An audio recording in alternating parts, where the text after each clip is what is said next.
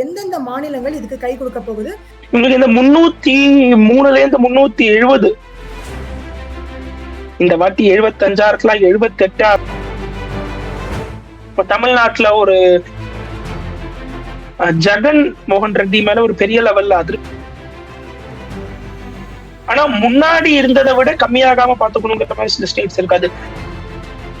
So I think Modi 4.0 will be possible.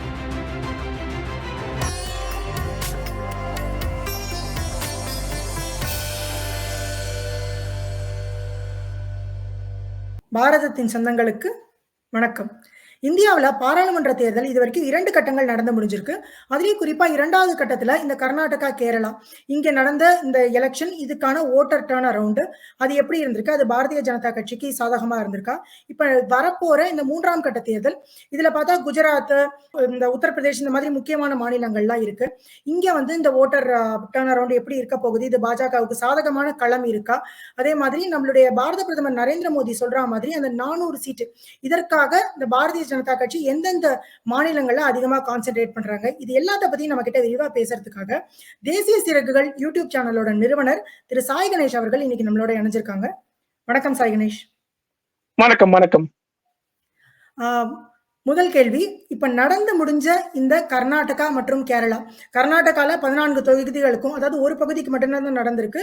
கேரளால 20 தொகுதிகளுக்கு நடந்திருக்கு. இங்க ஓட்டர் டர்ன் அரவுண்ட் எப்படி இருக்கு? இந்த ஓட்டர் டர்ன் அரவுண்டுங்கிறது பாரதிய ஜனதா கட்சிக்கு சாதகமான ஒரு களம் இருக்கா? இதை நீங்க எப்படி பாக்குறீங்க? இப்ப கேரளா, கர்நாடகா இது 2 சொன்னீங்க. இப்ப கேரளாவை பொறுத்தவரை இன்னும் சொல்ல போய் இந்த 2வது ஃபேஸ்ல மத்திய பிரதேசா இருக்கட்டும், சில தொகுதிகள் நடந்துச்சு. ராஜஸ்தான்ல சில தொகுதிகள், உத்தரப்பிரதேசம், பல இடங்கள்ல வந்து நடந்துச்சுன்னு பார்க்க முடியும். அசாம்ல கூட கொஞ்சம் நடந்துச்சு எலெக்ஷன்ஸ் அப்படின்னு பார்க்க முடியுது. ஸோ இந்த ஓட்டர் டர்ன் அவுட்ங்கிறது நம்ம இப்போ எப்படி இருக்குன்னா, ஓவரால் ட்ரெண்ட் இந்த ஓட்டர் டர்ன் அவுட், பிஜேபி வந்து எந்தெந்த மாநிலங்கள்ல வந்து ஸ்ட்ராங்கா இருக்காங்களோ அங்க வந்து ஓட்டர் டர்ன் அவுட்டோட குறைவு இருக்குன்னு பார்க்க முடியுது. ஃபார் எக்ஸாம்பிள் ரீசெண்டா இப்ப இந்த உத்தரப்பிரதேசத்துல நடந்த தொகுதிகள்ல கிட்டத்தட்ட ஒரு 8% மேல ஓட்டிங் பெர்சன்டேஜ் வந்து குறைஞ்சிருக்குன்னு பார்க்க முடியுது. மத்திய பிரதேசத்துலயும் நிறைய குறைஞ்சிருக்கு ஓட்டிங் டர்ன் அவுட் 2019 கம்பேர் பண்றச்சு. ஆனா கர்நாடகால வந்து நீங்க பாத்தீங்கன்னா அப்படியே ஒரு ஸ்டேட்டஸ் கோவா மெயின்டைன் ஆயிருக்கு. ஒரு ரொம்ப ஸ்லைட்டா கொஞ்சம் இன்க்ரீஸ் ஆயிருக்கு. பட் நம்ம இந்த ஸ்டேட்டஸ் கோனே வந்து எடுத்துக்கலாம். ஏன்னா பெரிய லெவல் இன்க்ரீஸ் வந்து எதுவும் இல்லைன்னு பார்க்க முடியுது. கேரளால நீங்க பாத்தீங்கன்னா ஒரு 3% கிட்டத்தட்ட குறைஞ்சிருக்கு. இந்த குறையிற ட்ரெண்ட் வந்து எங்கன்னா, இப்ப கர்நாடகால வந்து ஒரு காங்கிரஸ் லாஸ்ட் எலெக்ஷன்ல வந்துட்டு ஜெயிச்சாங்க அப்படின்னு வந்துட்டு பார்க்க முடியுது. ஸோ கர்நாடகால இருக்கக்கூடிய காங்கிரஸ் சப்போர்ட்டர்ஸ் நம்ம எடுத்து பார்த்தோம்னா அவங்களுக்கு ஓகே, இங்க வந்து நமக்கு ஒரு ஜெயிக்க ஒரு வாய்ப்பாது இருக்குமோ அப்படிங்கிற ஒரு எண்ணம் வந்து அவர்களுக்கு வந்துட்டு இருக்கும். காங்கிரஸ் ஓட் போடுறவங்க, காங்கிரஸோட சப்போர்ட்டர் அப்படின்னு நம்ம எடுத்து பார்த்தோம். ஆனா வந்து ஒரு மத்திய பிரதேசம் நீங்க எடுத்துட்டீங்கன்னா, அங்க வந்து 160 சீட் கிட்டத்தட்ட எடுத்து பாஜக வந்து 2023 நடந்த இந்த சட்டமன்ற தேர்தலில் ஜெயிச்சாங்கன்னு பார்க்க முடியுது. அங்க இருக்கிற காங்கிரஸ் சப்போர்ட்டர்ஸ் நீங்க எடுத்து பாத்தீங்கன்னா அவங்க எப்படியா இருந்தாலும் நம்ம இந்த மாநிலத்துல வந்து ஜெயிக்க போறது இல்லை. இந்த பாராளுமன்ற தேர்தல்ல 2018 இந்த சட்டமன்ற தேர்தலை நம்ம ஜெயிச்ச போதே, அதற்கு பிறகு 6 மாதங்கள் கழிச்சு வந்த அந்த பாராளுமன்ற தேர்தல்ல பிஜேபி எல்லாம் ஆல்மோஸ்ட் ஸ்வீப் பண்ணாங்கன்னு பார்க்க முடியுது. ஒரு தொகுதி மட்டும் ஜெயிக்கலன்னு நினைக்கிறேன், மீதி எல்லாம் ஸ்வீப் பண்ணாங்கன்னு பார்க்க முடியுது மத்திய பிரதேசத்துல. அப்பவே அவங்க ஸ்வீப் பண்ணாங்கும் போது இப்போ 160 சட்டமன்ற தொகுதிகளோடு அவங்க ஜெயிச்சிருக்காங்க 2023 நடந்த சட்டமன்ற தேர்தல்ல. சோ 2024 திருப்பியும் ஸ்வீப் தான் வந்து பண்ண போறாங்க. நம்ம வந்து எப்படியா இருந்தாலும் நமக்கு சான்ஸ் கிடையாது ஜெயிக்கிறதுக்கு அப்படிங்கிற ஒரு எண்ணம் வந்து காங்கிரஸ் ஆதரவாளர்கள் மத்தியில வந்து மத்திய பிரதேசம் போன்ற மாநிலங்கள்ல வந்துருச்சுன்னு பார்க்க முடியுது. உத்தரப்பிரதேசம்ல வந்துட்டு மாயாவதி, அகிலேஷ் யாதவ் இவங்க அலையன்ஸ்ல இருந்த போதே வந்து பாஜக ஒரு 63 சீட் கிட்டத்தட்ட 2019 ஜெயிச்சாங்க.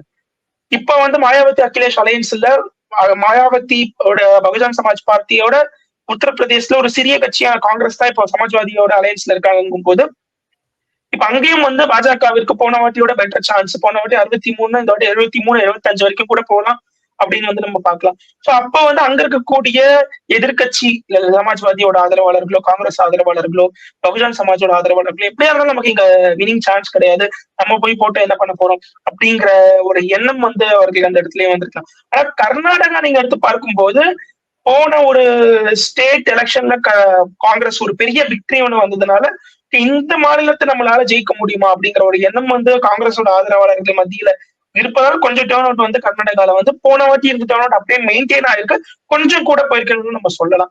இதெல்லாம் கேரளா நீங்க கேட்டீங்க. கேரளாவை நம்ம எடுத்து பார்க்கும்போது கம்யூனிஸ்டா இருக்கட்டும் காங்கிரஸா இருக்கட்டும், இவர்கள் 2 பேர் தான் இங்க மெயின் பார்ட்டிஸ்ன்னு பார்க்கலாம்.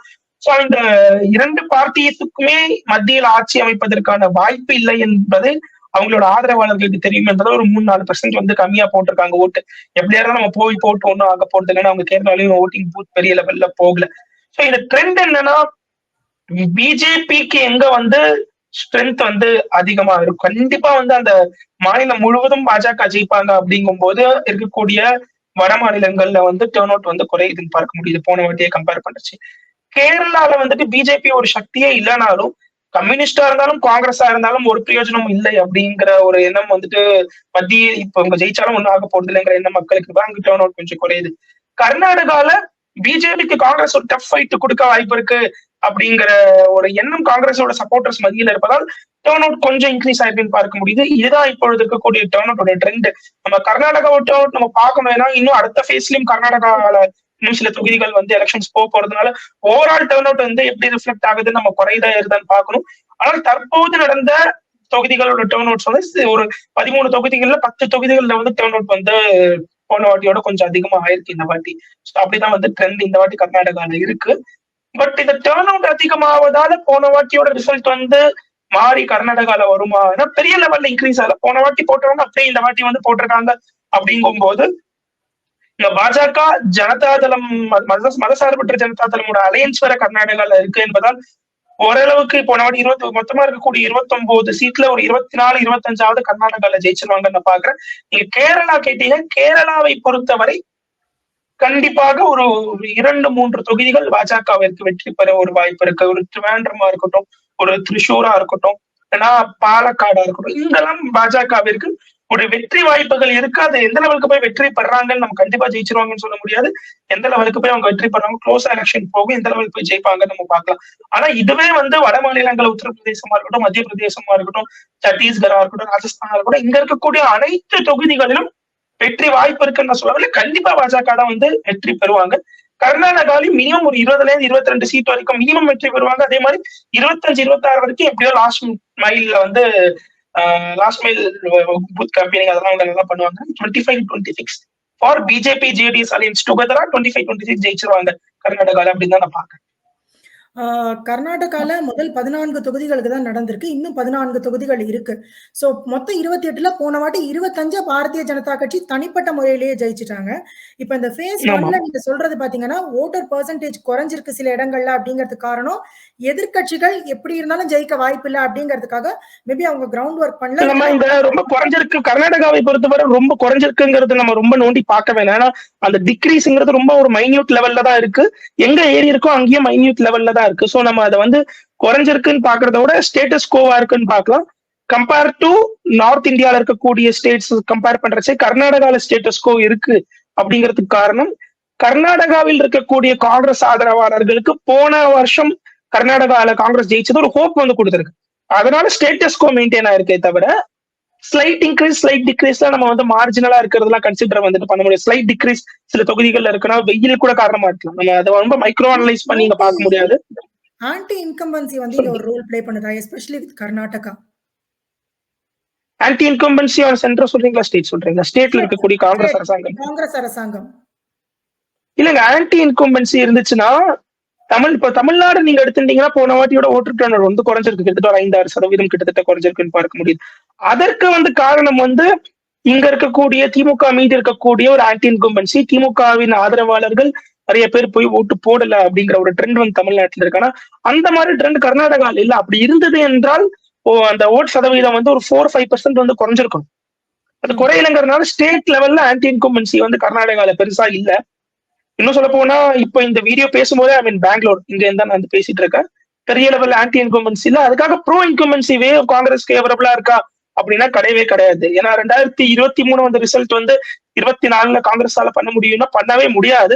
ஏன்னா 2023ல அவங்களுக்கு 2 ஃபேஸ் பவர்ஃபுல் ஃபேஸ் இருந்தாங்க. ஒன்னு சித்தராமையா முதல்வராக இருப்பார், ஒரு டெப்டி சிஎம் இருக்கக்கூடிய டி.கே. சிவகுமார். ஆனா மத்திய லெவல்ல கர்நாடகால வந்துட்டு காங்கிரஸ்க்கு ஃபேஸ் கிடையாது. ஆனா பிஜேபிக்கு வந்து மோடிங்கிற இந்த ஒரு மாபெரும் ஃபேஸ் வேல்யூ இருப்பதால் பிஜேபி தான் பெரிய லெவல்ல வந்து கர்நாடகால ஜெயிக்க போறாங்க. ஆனால் இந்த ஓட்டிங் டர்ன் அவுட் வந்து ஸ்டேட்டஸ் கோவா இருக்கிறதுக்கு காரணம் வந்து ஆன்டி இன்கம்பன்சி இல்ல, காங்கிரஸ் ஆதரவாளர்களுக்கு வந்து கர்நாடகா ஏதோ நமக்கு ஒரு சான்ஸ் இருக்கும் அப்படிங்கிற ஒரு out of the box chance இருக்கும். லாஸ்ட் டைம் எலெக்ஷன்ஸ் நம்ம ஜெயிச்சிருக்கோங்கிற அந்த ஒரு நம்பிக்கை வந்து அவங்களுக்கு இருக்கிறதுனால அந்த டேர்ன் அவுட் அப்படியே ஸ்டேட்டஸ் கூட இருக்கு. நீங்க இதே மத்திய பிரதேஷ் கம்பேர் பண்ணி பாருங்க, அங்கேயும் பிஜேபி வர்சஸ் காங்கிரஸ் டைரக்டா ஃபைட் இருக்கக்கூடிய ஒரு ஸ்டேட் தான் அது கர்நாடகா மாதிரி. ஆனா அங்க வந்துட்டு கிட்டத்தட்ட அப்ராக்சிமேட்லி பிளஸ் ஆர் மைனஸ் இருக்கலாம். நான் சொல்றதுல சேஞ்ச் 10% கிட்டத்தட்ட வந்து அங்க ஒரு 9% ஏதோ வந்து ஓட்டிங் டர்ன் அவுட் குறைஞ்சிருக்கு மத்திய பிரதேஷ்ல இப்ப நடந்த ஃபேஸ்ல அந்த மத்திய பிரதேஷ் வந்து தொகுதிகள்ல. ஆனா கர்நாடகால அது இல்ல. சோ அதுதான் நான் சொல்றேன், இந்த மத்திய பிரதேசத்துல நம்ம குறைஞ்சது நீங்க ஆன்டி இன்கம்பன்சி கர்நாடகால எங்கேயாவது சில இடத்துல குறையறதுக்கு ஆன்டி இன்கம்பன்சி காரணம்னா மத்திய பிரதேசத்திலே நம்ம காரணம்னு அந்த லாஜிக் எடுத்துட்டு போக முடியல. அந்த ஆன்டி இன்கம்பன்சி இங்க பார்க்க முடியாது. நம்ம இங்க வந்து டேர்ன் அவுட் வந்து ஸ்டேட்டஸ் கோன் தான் நம்ம கர்நாடகாவை பொறுத்தவரை பார்க்கணும். அதற்கு காரணம் ஒரு ஃபைட் இருக்குன்னு நினைக்கிறாங்க அங்க இருக்கிற மக்கள். அதனால பாஜக வாக்காளர்களும் பூத்துக்கு போயிருக்காங்க, காங்கிரஸ் வாக்காளர்களும் பூத்துக்கு போயிருக்காங்க கர்நாடகால யாரும் விட்டு கொடுக்காம அப்படின்னு நான் பாக்குறேன். இந்த 3வது ஃபேஸ்ல பார்த்தீங்கன்னா, இந்த 2ண்ட் ஃபேஸ்ல பாதி நடந்த ஸ்டேட்ஸ் இந்த கர்நாடகா, மத்திய பிரதேஷ், உத்தரப்பிரதேஷ் இங்கெல்லாம். ஸோ இந்த 2ண்ட் ஃபேஸ்லயே பார்த்தீங்கன்னா, டர்ன் அரவுண்ட் கம்மியா இருந்திருக்கு.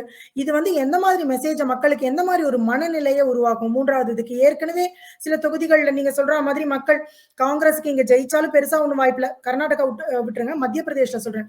ஜெயிக்கிறதுக்கு வாய்ப்பில்ல, இல்ல அவங்களுக்கு வந்து ஒரு ஆட்சி அமைக்க வாய்ப்பில்லன்னு தெரியறதுனால மக்களோட டர்ன் அரவுண்ட் கம்மியா இருக்கு அப்படின்னா, 3rd ஃபேஸ்லயும் இதே மாரி ஒரு பேட்டர்ன் தான் ஃபாலோ ஆகுமா? இந்த வருஷம் பாக்கச்சு இந்த பேட்டர்ன் தான் ஃபாலோ ஆகும்னு நினைக்கிறேன். அண்ட் இந்த டேர்ன் அவுட்டுக்கு வந்து குறையதுக்கு இன்னொரு காரணம் கூட நம்ம பார்க்கலாம். பாஜகவின் வாக்காளர்களே வந்துட்டு சில இடத்துல காம்படிசன்டா இருந்துட்டு நம்ம இப்படியா இருந்தாலும் ஓட்டு இப்படி நம்ம தான் ஜெயிக்க போறோம் அப்படிங்கிற எண்ணத்துல இருந்தனால கூட சில இடத்துல குறைஞ்சிருக்கலாம். ஆனால் இந்த ஒரு குறைவு வந்து காங்கிரஸோட வாக்காளர்கள் நிறைய பேர் போல அப்படிங்கிற காரணம் இருக்கிறதால பாஜக இது பெரிய லெவல்ல இம்பாக்ட் பண்ணாது. இந்த ஓட்டர் டேர்ன் அவுட்ங்கிறது எப்படி குறைஞ்சாலும் சரி 3வது ஃபேஸ்ல போகக்கூடிய ஸ்டேட்ஸ் இப்ப நீங்க குஜராத்தா இருக்கட்டும், உத்தரப்பிரதேசத்துல சில தொகுதிகள் 3வது ஃபேஸ்ல போகும். நார்த்ல இருக்கக்கூடிய எந்த ஸ்டேட்டா இருந்தாலும் பாஜக வந்துட்டு போன வாட்டி என்ன ஜெயிச்சாங்களோ அதுவே திருப்பி தான் ஜெயிக்க போறாங்க. இந்த ஓட்டர் டேர்ன் அவுட் வந்துட்டு அந்த தொகுதிகள்ல வரக்கூடிய ரிசல்ட்ஸ்ல வந்துட்டு பெரிய டிஃபரன்ஸ் இருக்க போறது இல்ல. இன்னும் சொல்ல போனா உத்தரப்பிரதேஷ் போன்ற ஸ்டேட்ஸ்ல வந்துட்டு அவங்க கூடவே வந்துட்டு ஜெயிக்கிறதுக்கு வந்து வாய்ப்பு இருக்கு. போன வாட்டியோட ஒரு 10-15 தொகுதிகள் கூடவே ஜெயிக்கிறதுக்கு வாய்ப்பு இருக்கு.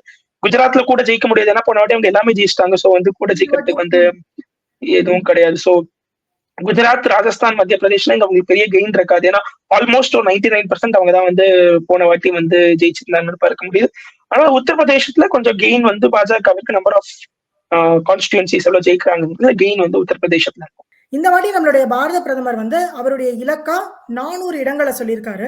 ஸோ போன வாட்டி பார்த்தீங்கன்னா பாரதிய ஜனதா கட்சி தனிப்பட்ட முறையில் 303 இடங்கள்ல சொல்லியிருக்காரு, ஜெயிச்சிருக்காங்க. இந்த வாட்டி வந்து 370 இடங்கள்ல ஜெயிக்கும் அப்படின்னு சொல்லியிருக்காரு. ஸோ இந்த 63 சீட்டு அதிகமாக சொல்லியிருக்காரு. இது எந்தெந்த மாநிலங்கள் இதுக்கு கை கொடுக்க போகுது, எந்தெந்த மாநிலங்கள்ல பாஜக வந்து ஒரு மிகப்பெரிய வளர்ச்சி ஒரு சர்ப்ரைஸ், இந்த மாநிலங்கள்ல இவ்வளவு வரும்னு நம்ம எதிர்பார்க்கல, இவ்வளவு வந்திருக்கு அப்படிங்கிற மாதிரி சர்ப்ரைஸ் எந்த மாநிலங்கள்லாம் கொடுக்க போகுது? உங்களுக்கு இந்த 303ல 370 பாஜக வந்து போகணும்னா இதற்கு முக்கியமாக இருக்கக்கூடிய மாநிலங்கள் வந்து ஒண்ணு வந்து உத்தரப்பிரதேஷ். ஏன்னா அவங்க வந்து போன வாட்டி 62, 63 தான் ஜெயிச்சிருந்தாங்க. இந்த வாட்டி 75 இருக்கலாம், 78 இருக்கலாம், 80மே உத்தரப்பிரதேசத்துல வந்து ஜெயிச்சாலும் ஆச்சரியப்படுவதற்கு எதுவும் இல்லை. அதுதான் என்னை பொறுத்தவரை. மேபி அங்க அகிலேஷ் யாதவோட ஃபேமிலி கான்ஸ்டிடுவன்சி ஒண்ணு இருக்கு, அது மட்டும் வேணா அவங்க தோத்து போகலாம்.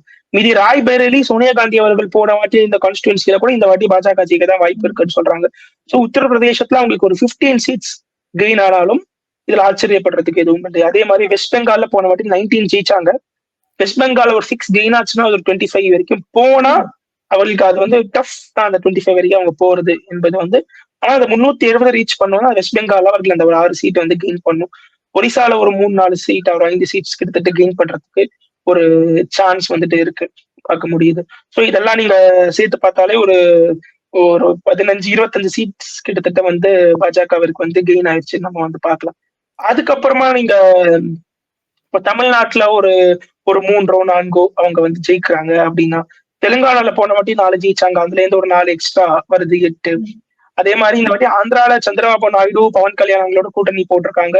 சோ அங்க ஒரு 5 தொகுதிகள் கிட்டத்தட்ட பாஜக கண்டெஸ்ட் பண்றாங்க. 5ல ஒரு 3 ஜெயிக்கிறாங்க அப்படின்னா, கேரளால ஒரு 3 ஜெயிக்கிறாங்கன்னா, இப்ப இந்த தென் மாநிலங்கள்ல பார்க்கும்போது பாஜக மட்டும் தமிழ்நாடு, தெலுங்கானா அண்ட் கேரளா அண்ட் ஆந்திர பிரதேஷ் இது நாளைக்கு சேர்த்து பார்க்கும்போது ஒரு 15 வந்து கெயின் ஆகிறதுக்கு ஒரு சான்ஸ் வந்துட்டு இருக்குன்னு பார்க்க முடியுது.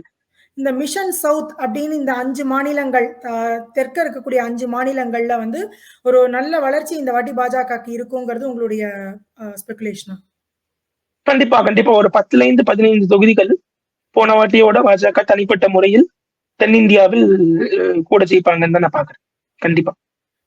ஏன்னா ஸோ கேரளால ஒரு 3-4 சீட் ஜெயிக்க வாய்ப்பு இருக்கு. தமிழ்நாட்டுல அதே மாதிரி ஒரு 3-4 வாய்ப்பு இருக்கு. தெலுங்கானால இப்போ 4 ஜெயிச்சுங்க 8-9 கூட இந்த வாட்டி போலாம்.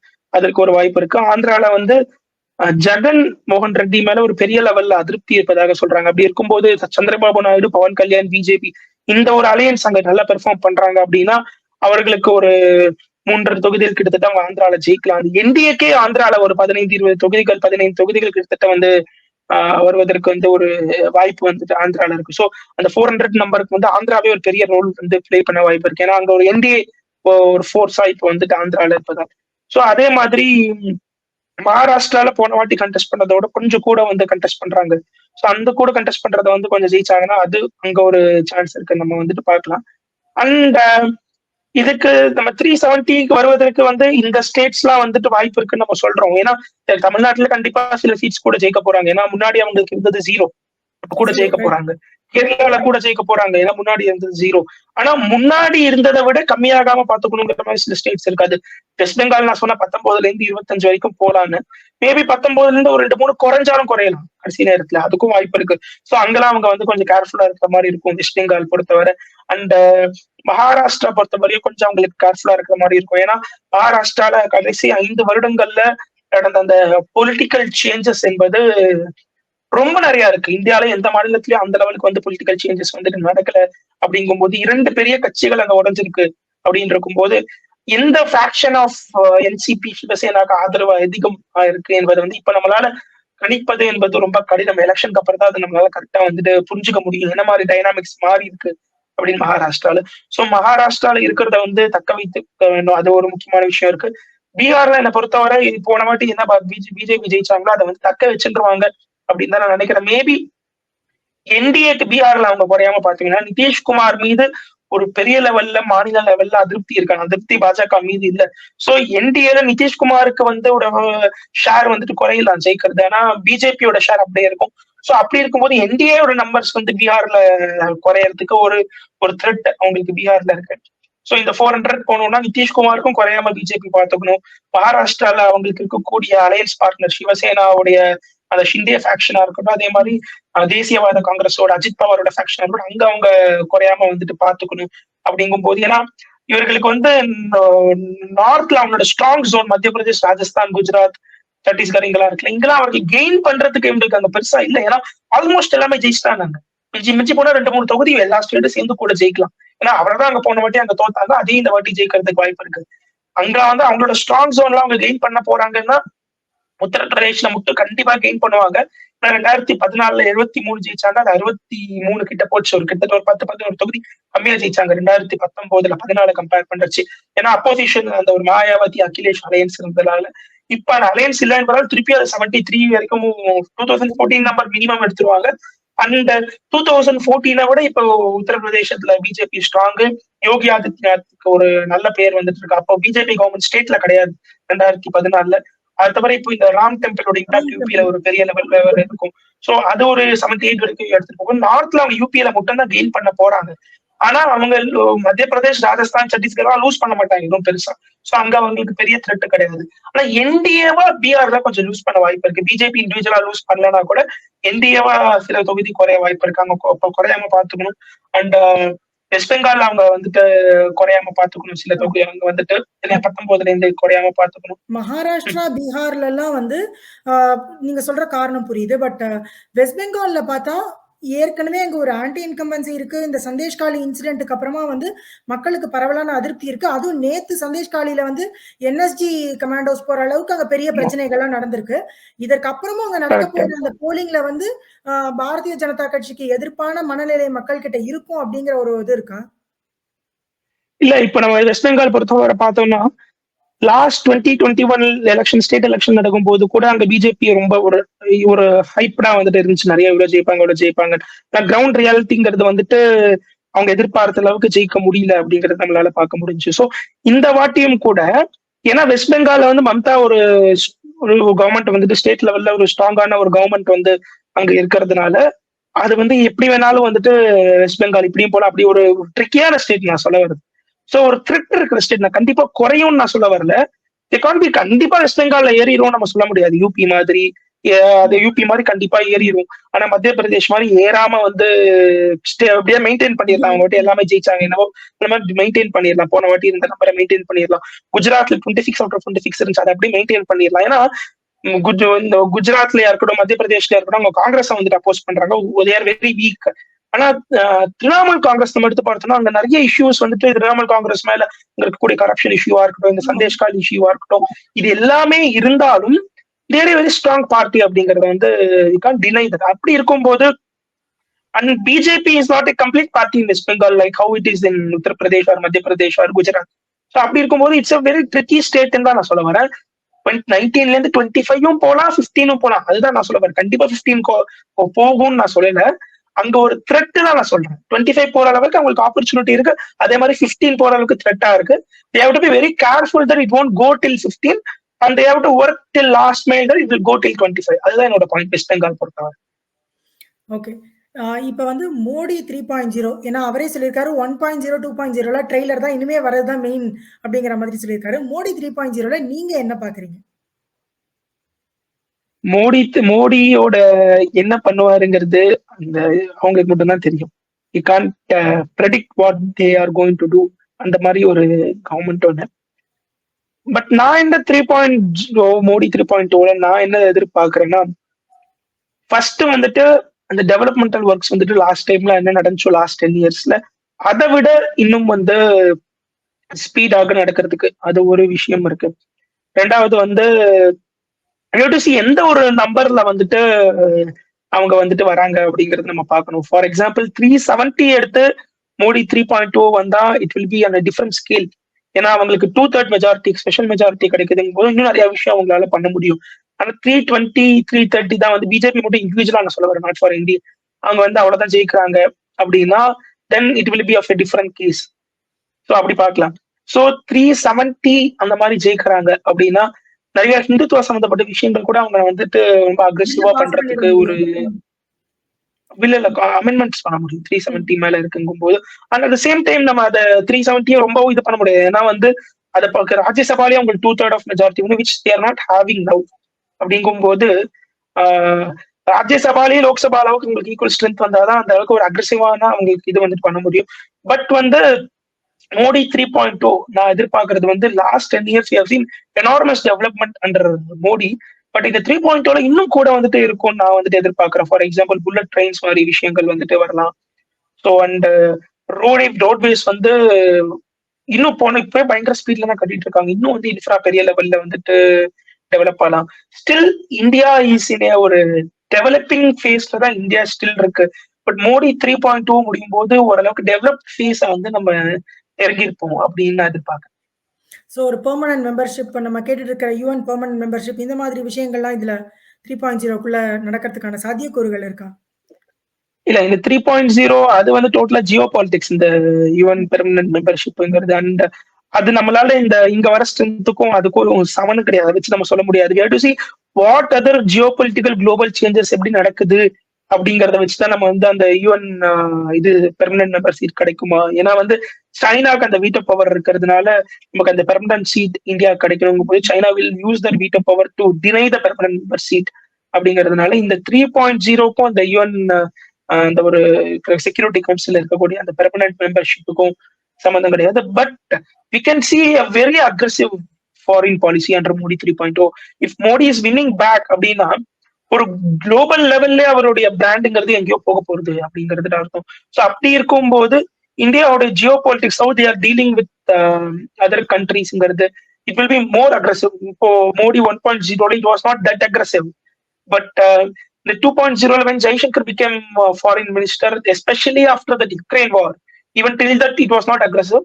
யுக்ரைன் வாருக்கு அப்புறமா ஒரு பயங்கர அக்ரெசிவான ஃபாரின் பாலிசி வந்து India compare to how it was before இருந்துச்சுன்னு பார்க்க முடியுது. அண்ட் நவ் இன்னும் இந்த 3.0 ஜெயிக்கிறாங்க அப்படிங்கும் போது மோடியோட இன்ஃபுளுன்ஸ் இன் குளோபல் ஸ்கேல் ரொம்ப இன்க்ரீஸ் ஆகும். இன்னும் அக்ரெசிவான ஃபாரின் பாலிசி கூட நம்ம எதிர்பார்க்கலாம். Whether it will give us the permanent membership, that's a different question. And now we have to see how other dynamics play out in this. Ana, we can expect a very aggressive foreign policy in Modi 3.0, and also very aggressive in improving the defense of nation. டிஃபென்ஸ்ங்கிறத ரொம்ப இதுவரைக்கும் நம்ம முன்னாடி இருந்ததை விட இப்ப பல மடங்கு அந்த அந்த செக்டர்ல இம்ப்ரூவ் ஆயிருக்கும். பிளஸ் நம்மளோட எக்ஸ்போர்ட் பாத்தீங்கன்னா இது வரைக்குமே ஆல்ரெடி 21,000 crore எக்ஸ்போர்ட் நம்ம பண்ணியிருக்கோம். Like we have a target of 35,000 crore in 2030 அப்படின்னு சொல்லி நம்மளுடைய டிஃபென்ஸ் மினிஸ்டர் ராஜ்நாத் சிங் சொல்லியிருக்காரு. ஸோ ஓவரால் டெவலப்மெண்ட் அப்படிங்கிறது மோடி 3.0வோட ஒரு டார்கெட்டா இருக்கும் அப்படின்னு சொல்றீங்க இல்லையா? கண்டிப்பா கண்டிப்பா கண்டிப்பா இருக்கும். ஸோ விச்சுவல் அந்த ஓவரால் டெவலப்மெண்ட்ங்கிறது எல்லாத்துலயுமே ரிஃப்ளெக்ட் ஆகும். ஸோ நம்ம டிஃபென்ஸ் எக்ஸ்போர்ட்ஸ் இங்க எக்கனாமி இம்ப்ரூவ் ஆகும்போது இங்க மேனுஃபேக்சரிங் நம்ம நிறைய பண்றோம் போது டிஃபென்ஸ் மேனுஃபேக்சரிங் நிறைய பண்ணுவோம். டிஃபென்ஸ் எக்ஸ்போர்ட்ஸ்ல அது வந்துட்டு ரிஃப்ளெக்ட் ஆகும். ஸோ பெட்டர் டெக்னாலஜி நம்ம வந்துட்டு இது பண்ணலாம். So lot of things will happen. And to complete that maybe Modi 4.0 also needed for that. Okay, Modi 4.0 வரணும் அப்படிங்கறத எல்லாரோட ஆசையுமாவே இருக்கு. Until or unless he feels இல்ல இதுக்கு மேல ஐ வாண்ட் ரிட்டையர்மெண்ட் அப்படின்னு அவரா சொல்ற வரைக்கும் we wanted Modi to be in power. And ரீசெண்டா ஒரு அமித்ஷா ஒரு ஏதோ ஒரு கான்க்ளேவ்ல வந்துட்டு till 2034 Modi is going to be decide the politics of nationங்கிற மாதிரி something he talked maybe 1 or 2 months back. So I think Modi 4.0 will be possible. Okay, இவ்வளோ நேரம் எங்களோட இணைஞ்சிருந்து எல்லா கேள்விகளுக்கும் பொறுமையா தெளிவா பதில் சொன்னதுக்கு மிக்க நன்றி. நன்றி நன்றி. வணக்கம். ஜெய்.